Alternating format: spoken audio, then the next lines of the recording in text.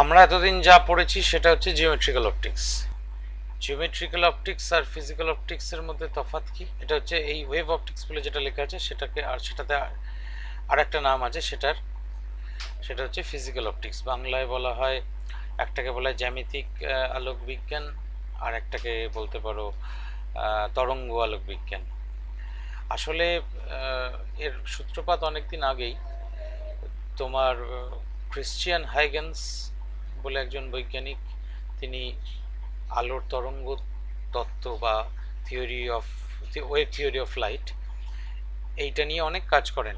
নিউটনের সমসাময়িক বা বলতে পারো নিউটনের থেকে হয়তো কিছু বছর আগেই কাজ করেছিলেন, কিন্তু সেই যুগে নিউটন হচ্ছে মানে সেই সূর্যের উপস্থিতি যেমন অন্যান্য তারকাদের দেখতে পাওয়া যায় না, সূর্য আমাদের খুব কাছে আছে, সেরকম নিউটন সবাইকে ম্লান করে দিয়েছিলেন তার প্রতিভা দিয়ে। এবং তার ফলে এই ক্রিশ্চিয়ান হাইগেন্সের তত্ত্বকে পাগল বলে উড়িয়ে দেওয়া হয়েছিল এবং কেউ গুরুত্ব দেয়নি সেই সময়। তা মানে উনি বলেছিলেন যে আলো হচ্ছে তরঙ্গ, লাইট ইজ এন ওয়েভ। আমরা এখন তো বুঝতেই পারি যে আলো তরঙ্গ, কিন্তু তখনকার দিনে নিউটন মূলত জিওমেট্রিক্যাল অপটিক্সের উপরই কাজ করেছিলেন, এবং লাইটটা যে তরঙ্গ নয়, লাইটটা একটা পার্টিকেল, এবং একটা পার্টিকেলের যা যা নেচার লাইটের সেই সমস্ত নেচার লক্ষ্য করা যায়, দেখতে পাওয়া যায়, সেই জিনিসগুলো নিউটন প্রমাণ করেও দেখিয়েছিলেন। রিফ্র্যাকশন এগুলো সবই কিন্তু পার্টিকেল নেচার দিয়ে সুন্দর এক্সপ্লেন করা যাচ্ছিল সেই যুগে। এবং কোনো একটা জিনিসকে, কোনো একটা পার্টিকেলকে ধরো প্রজেক্টেড করা হয় যদি, ছোড়া হয় যদি, সেটা তো নিউটনস লজ অফ মোশন অনুযায়ী সেটা স্ট্রেট লাইনেও যাবে, আলো সেরকম স্ট্রেট লাইনেও যায়। ফলে এবং তুমি একটা বলকে যদি ড্রপ খাওয়াও, মানে একদম যদি পারপেন্ডিকুলারলি মেজের উপর ড্রপ খাও, সে যেভাবে ড্রপ খাবে। তুমি যদি গ্লান্সিং কলিশন করাও মেজের সঙ্গে, অর্থাৎ বেঁকিয়ে যদি বলটা ছোড়ো, সে যেভাবে ড্রপ খাবে, সেগুলো, সেই সমস্ত ঘটনাগুলো কিন্তু লাইটের রিফ্লেকশনের সঙ্গে মিলে যাচ্ছিল। ফলে আলোর তরঙ্গ তত্ত্ব বাতিল হয়ে গিয়েছিল, এবং আলোর যেটা কর্পাসকুলার থিওরি বলা হয়, বা পার্টিকেল নেচার অফ লাইট নিয়ে যে থিওরি, সেই থিওরিটাই তখন সেই যুগে খুব মারাত্মকভাবে চলেছিল। তারও পরে, অনেক পরে, যখন বেশ কিছু ঘটনা আমরা লক্ষ্য করতে লাগলাম, অর্থাৎ এক্সপেরিমেন্ট আরও ফাইন থেকে ফাইনার এক্সপেরিমেন্টের দিকে আমরা যখন পৌঁছতে লাগলাম, তখন দেখলাম যে বেশ কিছু ঘটনা আসছে, যে ঘটনাগুলো তরঙ্গ তত্ত্ব দিয়ে কোনোভাবেই ব্যাখ্যা করা যাচ্ছে না। তার এই তরঙ্গ তত্ত্ব দিয়ে যাচ্ছে, কণিকা তত্ত্ব মানে কর্পাসকুলার থিওরি দিয়ে কোনোভাবেই ব্যাখ্যা করা যাচ্ছে না, তরঙ্গ তত্ত্ব দিয়ে ব্যাখ্যা করা যাচ্ছে। তখন খোঁজ পড়লো ওই হাইগেনের সেই ফেলে দেওয়া পুরনো তত্ত্ব, তা দিয়ে দেখা গেল যে ব্যাখ্যা করা যাচ্ছে। তখন আবার এই হাইগেন্স থিওরি ঝেড়ে মুছে আবার বিজ্ঞানীরা কাজকর্ম শুরু করলেন, এবং দেখলেন হ্যাঁ, ইট ইজ ইকুয়ালি ট্রু। অর্থাৎ যে আলো এক সময় বা এক ক্ষেত্রে তরঙ্গ রূপে দেখা দেয়, সে আবার কোনো কোনো সময় কণিকা রূপেও দেখা দেয়, অর্থাৎ ফোটন, লাইট পার্টিকেল, সেটাও যেমন সত্যি, তরঙ্গ সেটাও সত্যি, দুটোই সত্যি। সেই জন্যেই পরবর্তীকালে তোমাদের মডার্ন ফিজিক্সে একটা পার্ট আছে যেটা wave particle duality. Wave particle duality মানে সমস্ত বস্তুরই যে ওরকম, আমরা বস্তু মানে কি, তার কি পার্টিকেল নেচার আছে, তাই জন্য সেগুলোকে আমরা বস্তু বলি। সেরকম প্রত্যেকটা পার্টিকেলেরই, প্রত্যেকটি বডিরই ওয়েভ নেচারও আছে। সেই ওয়েভগুলো আমরা, সেগুলোকে ম্যাটার ওয়েভ বলা হয়। সেই ওয়েভ আমরা বুঝতে পারি না, আমাদের আমাদের যে স্কেলে, আমাদের যে সেন্সেশন, আমাদের যে বলতে পারো মানে বোধ, সেই বোধ দিয়ে আমরা সাধারণ বস্তুর তরঙ্গ ধর্ম কোনোভাবে বুঝতে পারি না। কিন্তু থিওরি ইজ কারেক্ট, এবং সেটা এক্সপেরিমেন্টালি প্রুভ করা গেছে, ইলেকট্রনের জন্য প্রমাণ করা গেছে। ইলেকট্রন তো পার্টিকেল। তো যাকে ছোট পার্টিকেলের জন্য তরঙ্গ তত্ত্ব খুব ভালোভাবে প্রমাণ করা গেছে, এবং what is true for small particles should be true for larger particles as well, কারণ লার্জার বডিগুলো সেগুলো তো সেই ছোট ছোট কণাগুলো নিয়েই তৈরি। তা যাই হোক, তা তরঙ্গ তত্ত্ব নিয়ে আলোচনা করতে গিয়ে প্রথম যে কথাটা আমাদের জানতে হবে সেটা হচ্ছে এই কতগুলো টার্ম আছে। 1 নম্বর টার্ম দেখো, প্রথমে হেডিং দেখতে পাচ্ছ, তরঙ্গমুখ বা ওয়েভ ফ্রন্ট। এখন এই ওয়েভ ফ্রন্ট কি? ওয়েভ ফ্রন্ট হচ্ছে, ধরো আমি পুকুরের ধারে দাঁড়িয়ে আছি, পুকুরের জল একদম স্থির, কোনো বাতাস বইছে না, একদম স্থির। আমি পুকুরের মাঝে যদি একটা ঢিল ফেলি, দেখবো ঢিলটা যেখানে পড়লো সেইখানকার সেই জায়গা থেকেই একটা সার্কুলার তরঙ্গ আস্তে আস্তে তার রেডিয়াসটা বড় হতে হতে হতে হতে হতে একবারে পাড় অব্দি এসে পৌঁছালো। এটা আমরা অনেকেই লক্ষ্য করেছি, সকলেই প্রায় লক্ষ্য করেছি। তা এই ঢিল ফেলার ফলে, পুকুরের জলে ঢিল ফেলার ফলে যে জিনিসটা হয় বা যে তরঙ্গটা দেখতে পাওয়া যায়, তার যে ছবিটা আমরা যদি দেখি সেটা কীরকম দেখি? সার্কুলার দেখি। অর্থাৎ সার্কেল মানেই এই যে তোমাদের এই স্ক্রিনে দেখতে পাচ্ছ বাঁদিকে যে ছবিটা আছে, এইখানে তুমি ডিস্টারবেন্সটা ক্রিয়েট করেছো ঢিল ফেলে। এইখান থেকে যে সময় পরে একটা তরঙ্গ এইখানে এসে পৌঁছেছে, ঠিক একই সময় পরে এইখানে একটা সেই তরঙ্গটাই এইখানে এসে পৌঁছাচ্ছে। তার মানে সমস্ত দিকে এ প্রসারিত হচ্ছে, এবং সমস্ত দিকে প্রসারিত হওয়ার পর এই তরঙ্গ যে বিন্দুগুলো একই দশায় আছে, সেই দশাগুলো আমি যদি একটা এনভেলপ বা একটা আবরণ দিয়ে যদি মানে জুড়ে দিই, অর্থাৎ একটা কাল্পনিক একটা রেখা দিয়ে জুড়ে দিই, এর মধ্যেও অনেক তরঙ্গ আছে। আমি কিছু তরঙ্গ এখানে এঁকেছি। এটা তো ধরো আমি তোমার টপ ভিউটা দেখাচ্ছি তোমাদের, পুকুরের জলের থেকে উপরে যদি তুমি একটা ড্রোন ক্যামেরা থেকে ছবি তোলো, যেরকম দেখতে লাগবে আর কি। এইরকম ঢেউটা প্রথমে এইটুকু ছিল, তারপর আরও বড় হয়েছে, তারপর আরও বড় হয়েছে, তারপর আলটিমেটলি এইরকম এতটা বড় হয়েছে। তার মানে এই যে জ্যাকেটটা, এই জ্যাকেটটা হচ্ছে সার্কুলার। এই জ্যাকেটটার যা চেহারা, সেই চেহারাটাকেই বলা হয় ওয়েভ ফ্রন্ট। দেখি ডেফিনেশন কি লিখেছি। কোনো তরঙ্গ উৎস থেকে নির্গত প্রতিটি তরঙ্গ নির্দিষ্ট সময় অবকাশে যে দশাপ্রাপ্ত হয়, সেই বিন্দুগুলির আবরণ এনভেলপকে তরঙ্গমুখ বা ওয়েভ ফ্রন্ট বলা হয়। ইংরেজি করলে কি দাঁড়াবে? The envelope of all points in an wave having same phase after same time interval, অর্থাৎ একই সময় অবকাশে সেম টাইম ইন্টারভাল পরে যে যে পয়েন্টগুলো একই দশায় থাকবে, সেই দশা বা ইংরেজিতে বলে একই ফেজে থাকবে, সেই ফেজগুলোকে যদি আমি জুড়ি, যে সার্কেলটা বা যে সার্কেলই পাবো এমন সবসময় তা নয়, যে শেপটা পাবো, জিওমেট্রিক শেপটা, সেটাই হচ্ছে ওয়েভ ফ্রন্ট। একটা উদাহরণ দেওয়া হচ্ছে, যে পুকুরের জলে ঢিল ফেললে যে তরঙ্গমুখটি তৈরি হয় সেটি বৃত্তাকার, সার্কুলার। এটা তো গেল 2 ডাইমেনশনাল কেস। 3 ডাইমেনশনাল কেসে কি হয়? ধরো একটা আলো জ্বলছে, আমি যে আলো তরঙ্গ রূপেই ধরে নিচ্ছি আলোকে, একটা বাল্বে একটা আলো জ্বলছে, সেখান থেকে সমস্ত দিকে আলো ছড়িয়ে যাচ্ছে। সমস্ত দিকে যদি আলো ছড়িয়ে যায়, তাহলে এইখান থেকে, এটা যদি উৎস হয়, এখান থেকে যে সময় বাদে আলোটা এইখানে পৌঁছালো, ঠিক একই সময় বাদে আলোটা এখানেও পৌঁছেছে, একই সময় বাদে আলোটা এদিকেও পৌঁছেছে, সমস্ত দিকে পৌঁছেছে।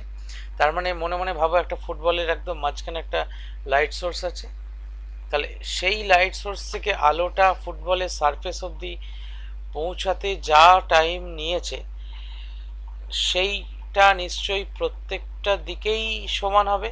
অর্থাৎ ফুটবলের বাঁ প্রান্তেও যতটা সময় নিয়ে পৌঁছেছে, ডান প্রান্তেও ঠিক ততটাই সময় লেগেছে, যে কোনো দিকে একই সময় লেগেছে। অর্থাৎ এর ক্ষেত্রে এই তরঙ্গমুখ বা ওয়েভ ফ্রন্টটা গোলকাকার, মানে স্ফেরিক্যাল, এবং সেই স্ফেরিক্যাল তরঙ্গমুখের চেহারা, আমি তো নিশ্চয়ই আস্তে আস্তে স্পিয়ারটা বড় হবে, আমি গোটা স্পিয়ারটা নিয়ে আর ভাবনা চিন্তা করতে পারবো না। সেই তরঙ্গমুখটা কীরকম হবে? এরকম একটা কার্ভিলিনিয়ার সারফেস হবে, একটা এরকম বক্রতল হবে। সেই বক্রতলটা আস্তে আস্তে আরও যত দূরে যাবে, আরও তার মানে স্পিয়ারটা বড় হবে। হতে হতে একটা সময় সেই বক্রতলে একটা ছোট অংশ যদি নিই, সেটাকে আমি তাহলে সমতল ভাবতে পারি, অর্থাৎ প্লেন ভাবতে পারি। প্লেন ভাবতে পারি মানে এই যেটা স্ফেরিক্যাল ছিল সেটাই after covering some more distance এই জিনিসটা আরও বড় যখন হয়ে যাবে, অর্থাৎ একটা বড় সার্কেলের সার্কামফারেন্সের একটা ছোট্ট অংশকে আমরা যেমন স্ট্রেট লাইন হিসেবে ধরে নিতে পারি, তেমনি করে একটা বড় স্ফিয়ারের একটা সারফেস, একটা সার্টেন সারফেস, তাকে আমরা প্লেন সারফেস বলে ধরে নিতে পারি, সমতল বলে ধরে নিতে পারি। যেমন ধরো পৃথিবী, পৃথিবী তো স্ফেরিক্যাল, আমি রাফলি স্ফেরিক্যাল, তাহলে পৃথিবীর সারফেসটা যে স্ফেরিক্যাল সেটা কি আমাদের পৃথিবীতে থেকে মনে হয়? আমাদের তো মনে হয় ফ্ল্যাট। সেই রকমই আমরা এই ওয়েভ ফ্রন্টটাই after covering some more distance we are considering this wave front as planar wave front, এবং প্লেনার ওয়েভ ফ্রন্টের ক্ষেত্রে এই ওয়েভ ফ্রন্টগুলো আর কি একটা লেয়ার আর একটা লেয়ারের সঙ্গে প্যারালাল থাকবে। এই অবধি আশা করি বুঝতে কোথাও সমস্যা নেই, থাকলে বলবে। নেক্সট আমরা যে জায়গাটায় ঢুকবো সেটা হচ্ছে একটা ক্লাস 11-এর জিনিস। আমরা যারা ওয়েভস পড়েছিলাম ক্লাস 11-এ, সেই ওয়েভসের একটা রিলেশন, সেই রিলেশনটা আবার এখানে 12-এ আবার লাইট পড়তে গিয়ে কাজে লাগবে। সেই জন্য 11-এ যারা ফাঁকি দিয়ে এসছো তাদের কিন্তু 12-এ খুব গুরুতর সমস্যা হয়। একাদশ শ্রেণীটা না পড়লেও হবে, দ্বাদশ শ্রেণীটা পড়লে হবে যারা ভাবেন, তারা ঠিক ভাবেন না। আচ্ছা, এইটা একটা তরঙ্গ, আমরা জানি একটা তরঙ্গ, এইটা যদি কমপ্লিট ওয়েভ হয়, এইখান থেকে এইখানে যখন তরঙ্গটা পৌঁছায় তার 2π দশা সে সম্পন্ন করে, কারণ একটা গোটা ওয়েভলেন্থ বা একটা গোটা তরঙ্গ দৈর্ঘ্য অতিক্রম করলে তার দশা, এই দশাটা থেকে এই দশা, মানে অর্থাৎ আবার দেখো এইখান থেকে আবার তো তরঙ্গটা এরমভাবে তৈরি হবে, অর্থাৎ এই পয়েন্টের যা ফেজ, এই পয়েন্টেরও তো তাই ফেজ, অর্থাৎ এই পয়েন্টটা এইভাবে নেক্সট এভাবে উঠতে থাকবে, এই পয়েন্টটা এখান থেকে এইভাবে উঠতে থাকবে, তাহলে 0 আর এই 2π দে আর ইন দ্য সেম ফেজ, তাহলে মাঝখানটা এরম পাই, তার আবার মাঝখানটা π/2, এটা 3π/2। এটা অ্যাকচুয়ালি লেখা উচিত ছিল 4π/2, 4π/2, আর এটা লেখা উচিত ছিল 2π/2, তাহলে একই রকম দেখতে লাগতো আর কি। 2π/2 মানে পাই আর 4π/2 মানে 2π। এবার আমরা দেখতে পাচ্ছি যে ল্যামডা পরিমাণ ডিস্টেন্স, অর্থাৎ নিজের ওয়েভলেন্থের সমান ডিস্টেন্স যখন তরঙ্গটা এগোচ্ছে, তখন তাহলে এই ইনিশিয়াল আর টার্মিনাল পয়েন্টের মধ্যে ফেজের ডিফারেন্স কত হচ্ছে? 2π। তাহলে when phase difference is 2π then path difference is lambda। আপত্তি নেই নিশ্চয়ই? অর্থাৎ একটা তরঙ্গের, তার মানে তুমি এই তরঙ্গের এই বিন্দুর সঙ্গে এই বিন্দুটা যদি আমি কম্পেয়ার করি, যখন ফেজ ডিফারেন্স হচ্ছে পাই তখন পাথ ডিফারেন্স হচ্ছে λ/2। আশা করি বুঝতে অসুবিধা হচ্ছে না। when phase difference is π/2, path difference is λ/4, this is λ/4। তাহলে আমি গোটাটা নিয়ে হিসেব করছি, when phase difference is 2π, path difference is λ/4।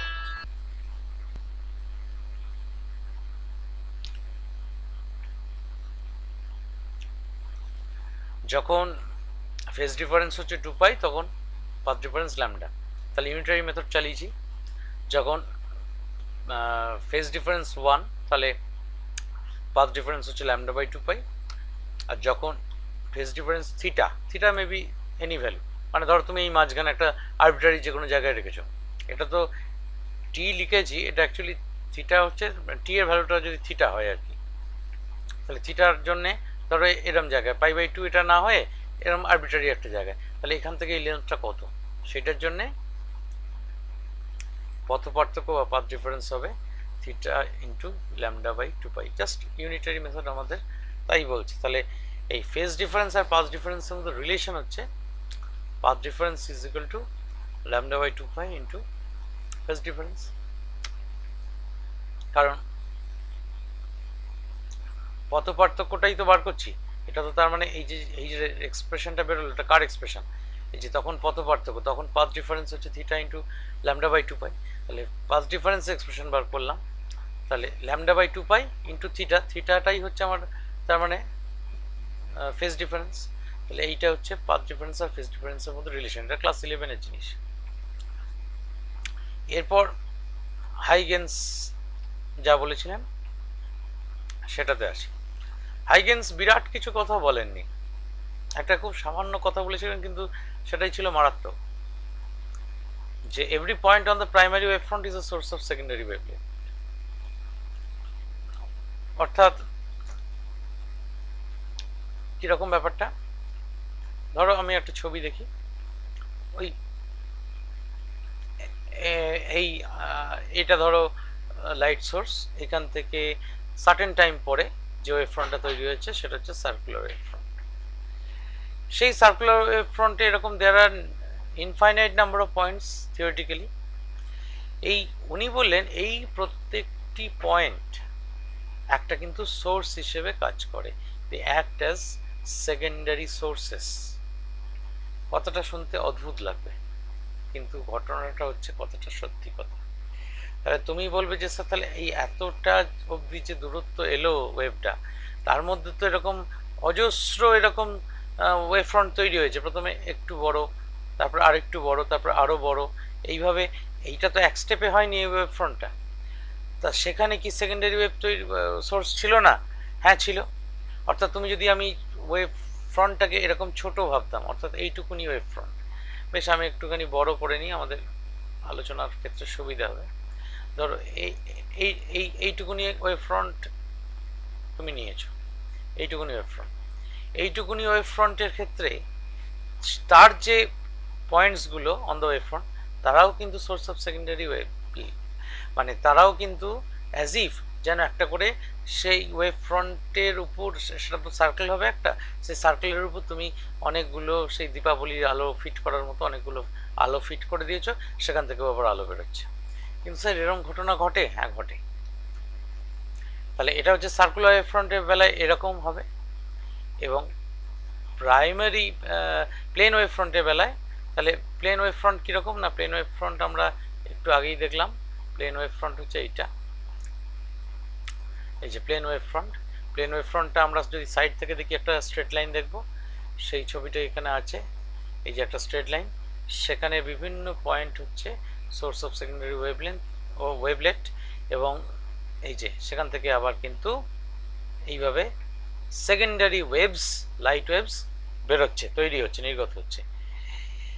এবং তার আবার যদি জ্যাকেটটা দেখি, অর্থাৎ এই যে সেকেন্ডারি ওয়েভ প্লেটসগুলোর যে ওয়েভ ফ্রন্ট, সেই ওয়েভ ফ্রন্টটা তো এরকম এরকম এরকম এরকম এরকম এরকম থাকবে, এর মধ্যেও থাকবে, মানে আমি তো ধরো খানিকটা গ্যাপ দিয়ে এঁকেছি, বাস্তবে তো এরকম গ্যাপ দিয়ে বলে কিছু হয় না, দেয়ার আর ইনিউমারেবল নাম্বার অফ পয়েন্টস, এবং সত্যি কথা বলতে গেলে এরকম there R innumerable number of ওয়েভলেটস, এরকম একটার ঘাড়ে আর একটা, এবং সেটাই হচ্ছে সেকেন্ডারি ওয়েভ ফ্রন্ট।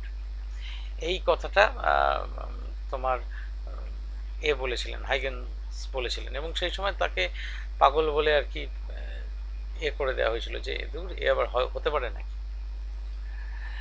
তা যাই হোক, আমরা একটা থিওরি কখন ট্রু বলে মানব, প্রথম যে ফার্স্ট যে জায়গাটায় আমায় থিওরিটাকে যাচাই করতে হবে, কোনো একটা আমি থিওরি দিলাম, সেই থিওরিটা সত্যি বলে মানব তখনই, প্রথম কথা হচ্ছে এক্সপেরিমেন্টাল প্রুফ তো দরকার বটেই, তার সঙ্গে সঙ্গে আরও একটা জিনিস দরকার, সেটা হচ্ছে এক্সিস্টিং যে জিনিসগুলো অলরেডি প্রমাণিত অন্যভাবে, সেই জিনিসগুলো যদি আমার থিওরি এক্সপ্লেন করতে পারে, তাহলে আমার থিওরি লোকে মেনে নেবে। অর্থাৎ সহজ কথায় বলতে গেলে, আমি একটা নতুন বিদ্যা শিখলাম, সেই বিদ্যা দিয়ে যদি আমার এক্সিস্টিং যে নলেজ, সেই নলেজগুলোকে যদি আমি ভেরিফাই করে দেখাতে পারি যে yes this is also true, তাহলে তখন আমার থিওরিটা যথার্থতা সকলে মেনে নেবে। তাহলে তার জন্য আমার সবচেয়ে প্রথমে হাতিয়ার কি, লজ অফ রিফ্লেকশন। এটা একটা মানে আমাদের হাতে অস্ত্র, যে অস্ত্র দিয়ে আমরা কোনটা ভেরিফাই করবো না, হাইগেন্স প্রিন্সিপালটাকে ভেরিফাই করবো, বা রাদার হাইগেন্স প্রিন্সিপালের সাহায্যে রিফ্লেকশনের যে দুটো সূত্র আছে সেই দুটো সূত্রকে প্রমাণ করব। প্রমাণ করে যদি স্ট্যাবলিশ করতে পারি তাহলে আমরা বলবো যে হ্যাঁ, Huygens law is equally valid. এর আগে এটা কি দিয়ে প্রমাণ করেছিলাম না, ইয়ে দিয়ে, ওই কর্পাসকুলার থিওরি অফ লাইট দিয়ে প্রমাণ করা হয়েছিল। ওই যে angle of incidence equal to angle of reflection, এই যে কনসেপ্টটা, এটা তো বেসিক্যালি একটা, তুমি মনে মনে একটা রাবারের বল নাও, সেই রাবারের বলটাকে তুমি একটা অ্যাঙ্গেলে মানে মেঝের উপর ছড়ো, দিয়ে সেটাকে ড্রপ খেয়ে যখন উল্টো দিকে যাবে এবং তুমি কোনো তোমার বন্ধুকে বলবে যে একটু visualise the whole instrument, whole event from side, সে যদি ধার থেকে দেখে তাহলে দেখবে ওই আলো, মানে তুমি যদি লাইট, ওই রাবারের বলটাকে একটা ফোটন পার্টিকেল ভাবো, সে এসে পড়লো যে অ্যাঙ্গেলে, যত বেশি অ্যাঙ্গেলে তুমি বলটাকে ফেলবে অ্যাঙ্গেল অফ রিফ্লেকশনটাও তত বেশি, মানে তত বেশি হবে। আর যত কম অ্যাঙ্গেলে, অর্থাৎ তুমি যদি বলটাকে বেশি ঠুকে ফেলো তাহলে অ্যাঙ্গেল অফ রিফ্লেকশনটাও কম হবে, এবং অ্যাঙ্গেল অফ রিফ্লেকশনটা কম হলে সেই যেরকম বাউন্সারের সময় হয়, অর্থাৎ বলটা অনেকটা খাড়া উঠে যাবে, অর্থাৎ মানে তুমি যদি বলটাকে এইভাবে ফেলো এসে এইভাবে যাবে, আর যদি বলটাকে এইভাবে ফেলো তাহলে এদিকে যাবে। আমার মাউসটা খেয়াল করো, হ্যান্ড যেটা আছে, এইভাবে যদি ফেলো এইভাবে যাবে, আর আমি যদি এইভাবে ফেলি বলটা এইভাবে যাবে। তার মানে বেসিক্যালি, তার মানে এই আমাদের যে রিফ্লেকশন অফ লাইটের যে লটা, সেটা বেসিক্যালি হচ্ছে কর্পাসকুলার থিওরি যেটা তৈরি হয়েছে, সেটা তার মানে আমাদের লাইটকে পার্টিকেল হিসেবে ভেবেই তৈরি হয়েছে, এবং incident ray, reflected ray and normal, they all lie in the same plane. তার মানেটা কি দাঁড়ায়? তার মানেটা হচ্ছে ইনসিডেন্ট রে, রিফ্লেক্টেড রে এবং নর্মাল একই প্লেনে আছে। তুমি বলটাকে যে প্লেনে ফেলেছো, তুমি ধরা যাক তুমি বলটা ছুঁড়েছো তুমি দক্ষিণ দিক থেকে উত্তর দিক বরাবর, ড্রপ খাওয়ার পর বলটা প্লেন মেঝেতে ছুঁড়েছো, পূর্ব দিকে বেঁকে গেল, এটা অসম্ভব, বলটা উত্তর দিকেই যাবে ড্রপ খেয়ে। অর্থাৎ তার মানে তুমি যদি একটা মানে ইমাজিনারি প্লেন কল্পনা করো অ্যালং দ্য, কি বলবো, line of flight of the ball, তাহলে দেখবে সেই প্লেনটা একদম একটা সিঙ্গল প্লেন হবে, সেই প্লেনের উপরই বলটার মোশনটা লাই করবে। লাইটের বেলা তো তাই হয়। তাহলে বেসিক্যালি লাইটের যে লস অফ রিফ্লেকশন, সেটা আসলে একটা পার্টিকেল মোশনকে কনসিডার করে প্রমাণ করা গেছে। এবং প্রমাণ করা গেছে বলার থেকেও বলা উচিত যে দেখা গেছে যে লাইটও যা করে একটা পার্টিকেলও তাই করে, তাহলে light should B A particle. আমি রাদার কনজেকচারটা একটু পাল্টে দিলাম, অর্থাৎ সাধারণ পার্টিকেলের রিফ্লেকশনের বেলাতে যা ঘটনা ঘটে লাইটের বেলাতেও তাই ঘটছে, তাহলে লাইটটা নিশ্চয়ই পার্টিকেল। তাহলে নিউটনের তত্ত্ব আরও দৃঢ় হয়েছে, মানে কেউ আর সেটাকে মানে করতে পারবে না, মানে আপত্তি জানাতে পারবে না। তা যাই হোক, তা আমরা সেই তত্ত্বটাই আমরা হাইগেন্সের সূত্রের সাহায্যে প্রমাণ করার চেষ্টা করব। আগে এই ছবিটা একটু বোঝার চেষ্টা করতে হবে। এবার একটুখানি ক্যালকুলেশন পার্ট আছে, এবং এই জায়গাটা হচ্ছে অনেকটা বর্ণনামূলক। তোমাদের বইতে দেখবে there is a huge description, এবং মজাটা হচ্ছে আমি যেটা মুখে বলে দেব সেই ডেসক্রিপশনটা পরীক্ষায় দিলে কিন্তু বাবা লিখতে হবে গুছিয়ে, উপায় নেই। হয়তো 2 নম্বর দেবে, কিন্তু তার জন্য হয়তো 3 পাতা লিখতে হবে, এটাই হচ্ছে সমস্যা।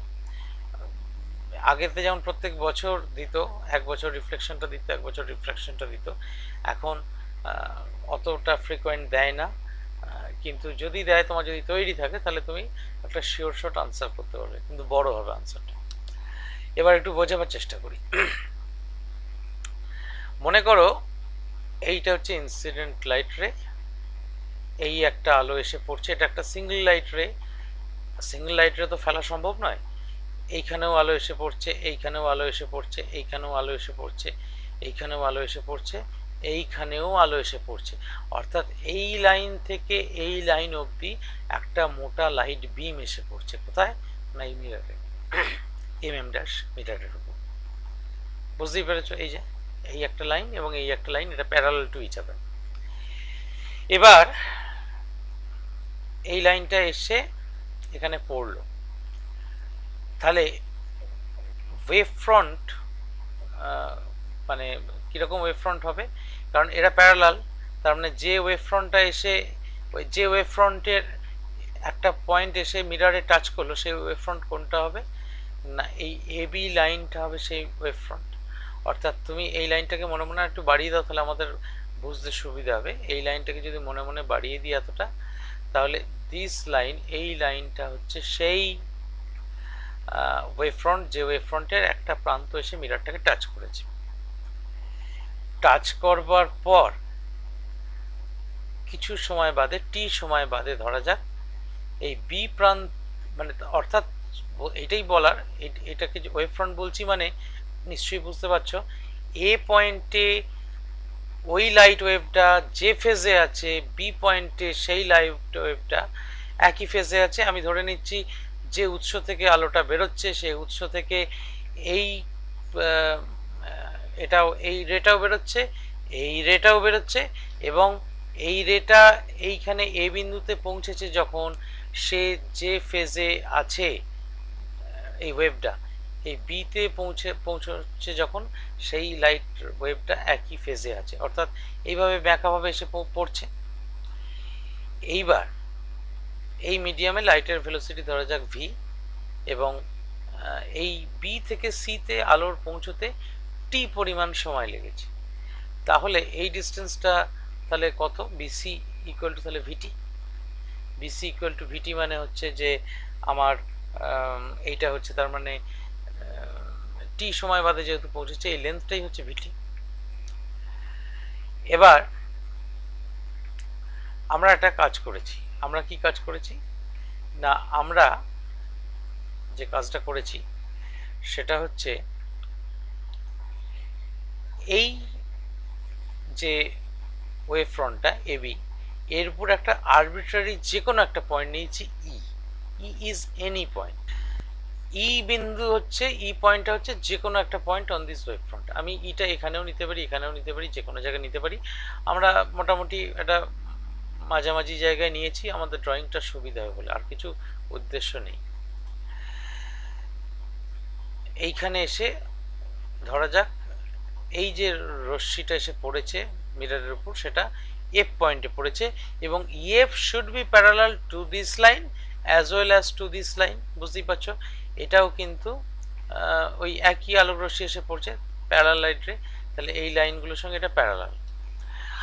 আচ্ছা, আর একটা কথা, সেটা হচ্ছে আমি এখানে যে কথাটা উল্লেখ করতে ভুলে গেলাম, সেটা হচ্ছে এই ভিটি, এই যে লেন্থটা হয়েছে আর কি, এখানে ভিটি লেন্থ হয়েছে বললাম, সেই ভিটি পরিমাণ লেন্থ নিয়ে এই পয়েন্টে বসিয়ে আমি একটা এরকম সেমি সার্কুলার একটা আর্ক টেনেছি, বৃত্তচাপ টেনেছি। কেন টেনেছি না, টেনেছি এই কারণে, এইটা ভাববার জন্য যে এই বি পয়েন্ট থেকে আলোটা টি সময় বাদে সিতে এসে পৌঁছেছে, তাহলে এই টি পরিমাণ সময় রিফ্লেক্টেড লাইটটাও সেই ভিটি পরিমাণ পাথই ট্রাভেল করবে, এবং ভিটি পরিমাণ পাথ ট্রাভেল করে সেটা এইখানে যাবে না এখানে যাবে না এখানে যাবে সেটা আমরা কিন্তু জানি না। It can stay anywhere on the circumference of this arc. কেন না, এই ভিটি লেন্থটাকে আমরা রেডিয়াস ধরে এই আর্কটাকে এঁকেছি, তাহলে এই ডি পয়েন্টে পৌঁছতে গেলে যতটা সময় লেগেছে, তাহলে এইখানে এই ডি পয়েন্ট এখানে না হয়ে যদি এখানে হতো, তাহলে সেই একই সময় লাগতো।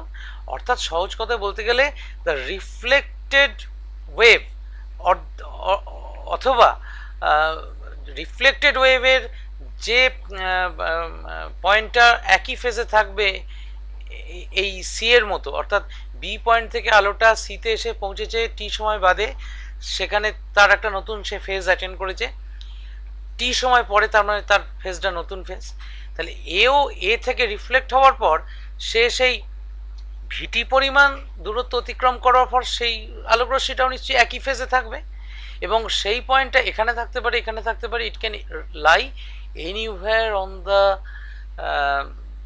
কি বলবো circumference of this arc. D point এখানেই আমরা জানি না, ঠিক আছে, আমরা জাস্ট এই আর্কটা এঁকেছি। ঠিক তেমনি এইটার বেলায় এবার এসো, এইখান থেকে ইএফ লেখাটা এসে, ইএফ রশ্মিটা এসে পড়েছে, সেও নিশ্চয়ই এইটুকু আসতে তার টি ড্যাশ পরিমাণ সময় লেগেছে। আমরা ধরে নিচ্ছি সে টি মাইনাস টি ড্যাশ সময়ে এইখানে গিয়ে পৌঁছেছে। এইখানে গিয়ে পৌঁছেছে মানে কেন এরকম নিলেন স্যার? না দেখো এই আমরা আমাদের টোটাল কভারেজ টাইম হচ্ছে টি, অর্থাৎ টি টাইমে কতটা গেছে সেটা আমাদের হিসেবটা আমাদের জানতে হবে।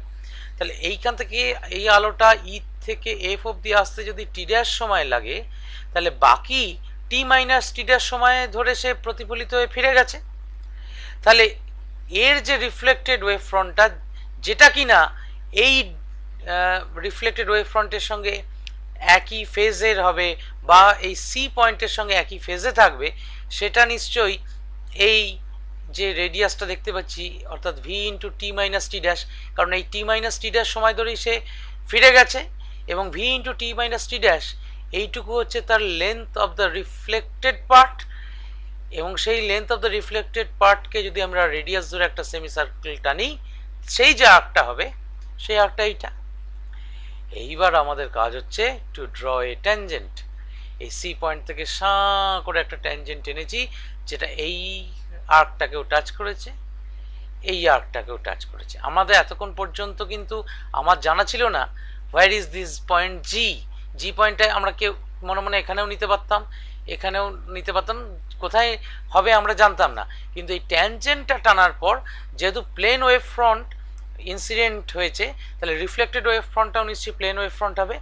তাহলে এই ডিসি লাইনটাকে আমরা বলতে পারি তখন it is the reflected wave front. দেখো আমার যুক্তিটা তোমাদের কাছে ক্লিয়ার কিনা আগে সেটাকে আমায় বলো, এতক্ষণ ধরে যে বকবক করলাম। হ্যাঁ স্যার, হ্যাঁ স্যার বুঝেছি। বেশ, এইবার আমরা কিছু ক্যালকুলেশন পার্টে ঢুকবো। সেই ক্যালকুলেশন পার্টটা কি না, ধরা যাক ট্রায়াঙ্গেল এ ডি সি।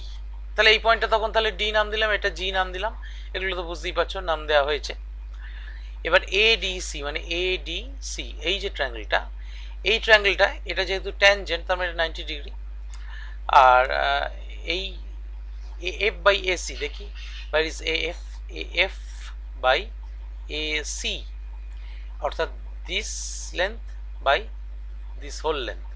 তার মানে আমরা অ্যাকচুয়ালি আলটিমেটলি আমাদের উদ্দেশ্য হচ্ছে এই দুটো ট্রায়াঙ্গেল হচ্ছে কিন্তু দেখো সিমিলার ট্রায়াঙ্গেল, অর্থাৎ এ ডি সি আর এফ জি সি এই দুটো সিমিলার ট্রায়াঙ্গেল।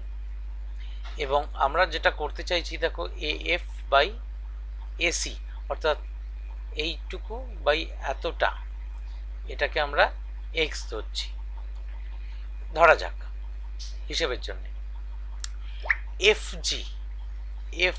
জি বাই এডি, তাহলে আমরা করেছিলাম কি প্রথমে এ এফ বাই এসি করেছিলাম। তাহলে এবার এফ জি বাই এডি, এই এই এই ট্রায়াঙ্গেল আর এই ট্রায়াঙ্গেলের মধ্যে এখন কাজ হচ্ছে F G by AD equal to F C by AC, F C by AC. আপত্তি নেই নিশ্চয়ই সিমিলার ট্রায়াঙ্গেল অনুযায়ী।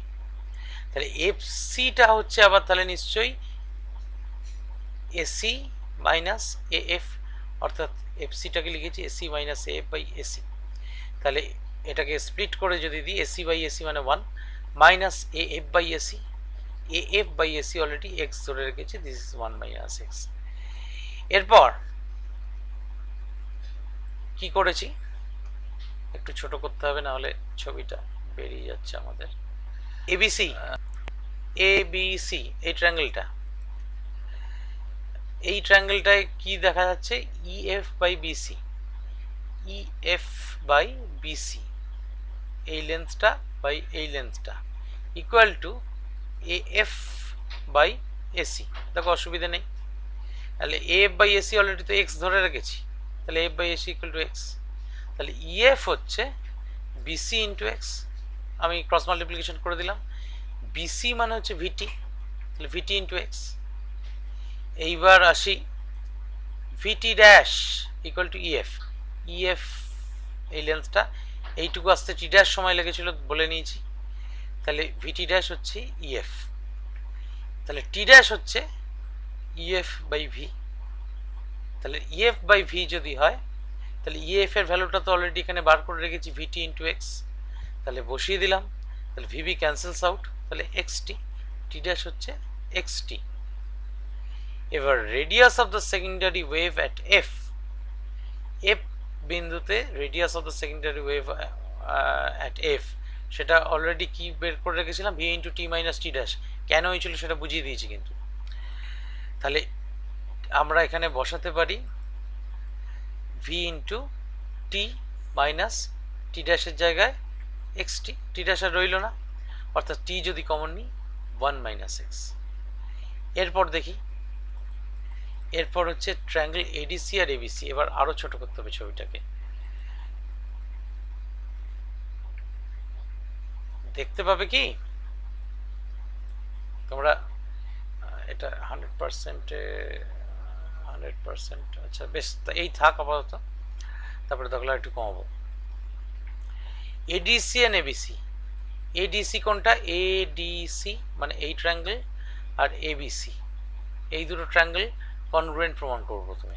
প্রথম কথা এটা 90 ডিগ্রি, এটা 90 ডিগ্রি দেখতেই পাচ্ছি, এসিটা কমন সাইড, আর একটা মানে ADC AC common side, ADC CB এর 90 ডিগ্রি, বোথ আর ট্যানজেন্টস, আর AD equal to BC equal to VT, অর্থাৎ এটাও ভিটি ধরে রেডিয়াস ধরে আঁকা, এই লেন্থটা তো ভিটি, অর্থাৎ এডি আর বিসি এ দুটো ইকুয়াল। তাহলে এডিসি আর এবিসি কনগ্রুয়েন্ট হলো by R H S congruency, right angle hypotenuse side congruency অনুযায়ী কনগ্রুয়েন্ট হলো। তাহলে করেসপন্ডিং সাইডগুলো করেসপন্ডিং অ্যাঙ্গেলগুলো ইকুয়াল, অর্থাৎ angle BAC equal to angle ACD. What is angle BAC? BAC এইটা হচ্ছে অ্যাঙ্গেল বিএসি, আর একটা কি ছিল, আর একটা ছিল হচ্ছে এসিডি। এসিডি কোথায়? এসিডি, অর্থাৎ এইটা, এই দুটো ইকুয়াল। তাতে আমার কি হবে স্যার? এইবার আসি, দেখো ছবিতে I plus N A B equal to 90 degree. আমরা একটা কাজ করি, ছবিটা যদি সম্ভব হয় একটু অন্য জায়গায় পাশে খুলে রাখলে ভালো হবে। বেশ, দেখো এবার ছবি আছে, বিএসসি ইকুয়াল টু এসিডি প্রমাণ করেছি, এই যে বিএসি ইকুয়াল টু এসিডি প্রমাণ করেছি। এবার I plus N A B, what is I? এইটা তো অ্যাঙ্গেল অফ ইনসিডেন্স, আমরা এইটা আই কিন্তু জানি না, এখানে লেখা আছে মানে ভেবে নিও না এটা আই। আমরা এইবার জানি কোনটা অ্যাঙ্গেল অফ ইনসিডেন্সকে আই বলে, অ্যাঙ্গেল অফ ইনসিডেন্স হচ্ছে এইটা, এইটা plus angle N A B. N A B কোথায়? বি হচ্ছে এইখানে, তাহলে এন এ বি এই এত বড় কোণটা N A B equal to 90 degree, কারণ এই অ্যাঙ্গেলটা তো 90 ডিগ্রি, এটা নিয়ে তো কোনো সন্দেহ নেই। তাহলে I plus N A B হচ্ছে 90 ডিগ্রি, ঠিক তো? আচ্ছা, 2 নম্বর ইকুয়েশনটায় আসি। আর এদিকে angle of refraction, angle of reflection কোনটা? না এইটা অ্যাঙ্গেল অফ রিফ্লেকশন হবে, কারণ এইটা নর্মাল, এইটা অ্যাঙ্গেল অফ রিফ্লেকশন। তাহলে আর প্লাস অ্যাঙ্গেল ডিএসি, এই যে ডিএসি হচ্ছে এই অ্যাঙ্গেলটা, এই অ্যাঙ্গেলটা হচ্ছে ডিএসি, আর এইটা হচ্ছে আর, তাহলে আর প্লাস অ্যাঙ্গেল ডিএসি সেটাও 90 ডিগ্রি। 3 নম্বর ইকুয়েশনে এসো, NAB plus BAC, what is NAB? N কোথায়? এই যে N, N A B plus BAC equal to 90 degree, কারণ এটা তো নর্মাল, এটা তো পারপেন্ডিকুলার, তার মানে এনএবি প্লাস বিএসি এই গোটা কোণটা, এনএবি মানে এই কোণটা, আর বিএসি মানে এই কোণটা, তাহলে গোটাটা 90 ডিগ্রি। আর 4 নম্বর ইকুয়েশন ডিএসি প্লাস এসিডি, সেটাও 90 degree. DAC, where is D? D A C, অর্থাৎ ডিএসি মানে হচ্ছে এই কোণটা, আর ACD, where is ACD? A C D equal to 90 degree. এটা কোথা থেকে পেলেন স্যার? ডিএসি আর এসিডি, কারণ একটা ট্রায়াঙ্গেলের তো 3টে অ্যাঙ্গেলের সাম তো 180 ডিগ্রি হয়, এটা তো অলরেডি 90 ডিগ্রি ট্যানজেন্ট তো জানোই, তাহলে এই দুটো অ্যাঙ্গেলের যোগফল ট্রায়াঙ্গেলের ডিএসি অর্থাৎ টিএসি এই অ্যাঙ্গেলটা, আর এসিডি অর্থাৎ এই অ্যাঙ্গেলটা এদের সামনিশ্রী 90 ডিগ্রি। তাহলে এই চারটে রিলেশন পেলাম। এই চারটে রিলেশন পেয়ে আমার কি লাভ হলো না, এবার 1 - 3 করছি। 1 - 3 যদি করি কি দাঁড়ায়, 1 হচ্ছে এইটা আই প্লাস এনএবি, আর 3 হচ্ছে এনএবি প্লাস বিএসসি হচ্ছে 90 ডিগ্রি। তাহলে আমি যদি এখানে I plus NAB minus NAB minus BSc, এই যে মাইনাস এনএবি মাইনাস বিএসসি, তাহলে ডান দিকটা এটারও 90 ডিগ্রি, ডান দিকটা এটারও 90 ডিগ্রি, তাহলে 90 - 90, তাহলে 90 - 90 মানে 0। এইবার এইখানে এনএবি এনএবি কেটে গেল, তাহলে I minus BSc equal two 0 হলো, তাহলে আই ইকুয়াল টু বিএসসি। অর্থাৎ আমার যেটা প্রমাণ করার ইচ্ছে ছিল বিএসসি অ্যাঙ্গেলটা আই, সেটা প্রমাণ করতে পারলাম। এইবার 2 - 4 করব। 2 - 4, 2 হচ্ছে আর প্লাস ডিএসসি, এই যে আর প্লাস ডিএসসি লিখেছি, মাইনাস ইকুয়েশন 4 হচ্ছে DSC plus ACT equal to 90 degree, তাহলে মাইনাস ডিএসসি মাইনাস এসিটি, তাহলে এটাও সেই 90 - 90 হবে ডান দিকটা, 90 - 90 রাইট হ্যান্ড সাইডটা। তাহলে আমার কি দাঁড়াচ্ছে, ডিএসসি আর ডিএসসি কেটে গেল, শুধু রইল আর মাইনাস এসিডি ইকুয়াল টু 0, অর্থাৎ আর ইকুয়াল টু এসিডি, অর্থাৎ এসিডি। তা নয় হলো, তোমরা বলবে যে এই দুটো তো প্রমাণ করলেন, তাতে কি হলো, তার মানে এইটা আই এর সঙ্গে সমান, এইটা আর এর সঙ্গে সমান, বেশ হলো। ওরে বাবা, আগেই তো প্রমাণ করে রেখেছি BAC equal to ACD, BAC কোনটা, এসিডি অ্যাঙ্গেলের সঙ্গে সমান, তাহলে আই ইকুয়াল টু আর বলতে পারি, angle of incidence equal to angle of reflection. কোথা থেকে প্রমাণ করলাম না, ওয়েভ থিওরি থেকে।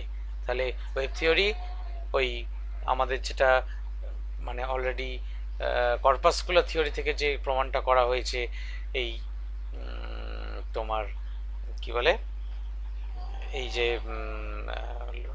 লজ অফ রিফ্লেকশন, তার একটা পার্ট অলরেডি প্রমাণ করে ফেললাম, অর্থাৎ angle of incidence is equal to angle of reflection.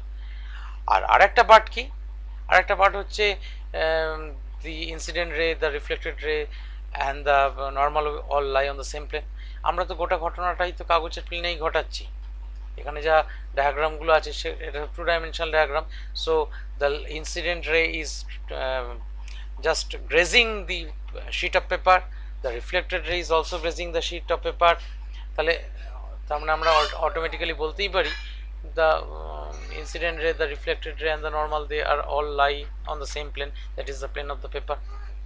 তাহলে আমরা এবার আবার এটা ফিরে আসি, অর্থাৎ এই আমাদের যা ছিল, since all the rays lie on the paper, so incident ray, reflected ray and the normal at the point of incidence lie on the same plane।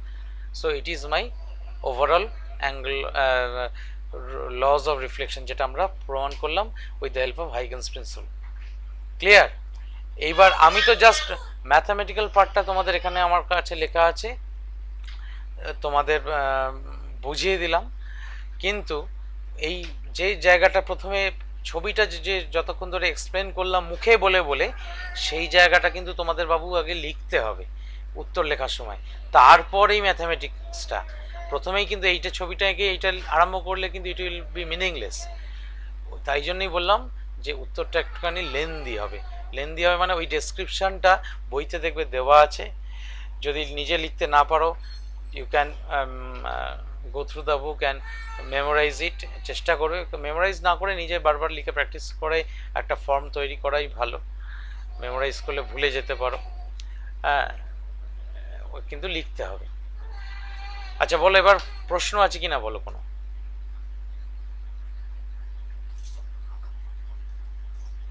আছে? না স্যার, আপাতত নেই, ক্লিয়ার আছে সবই।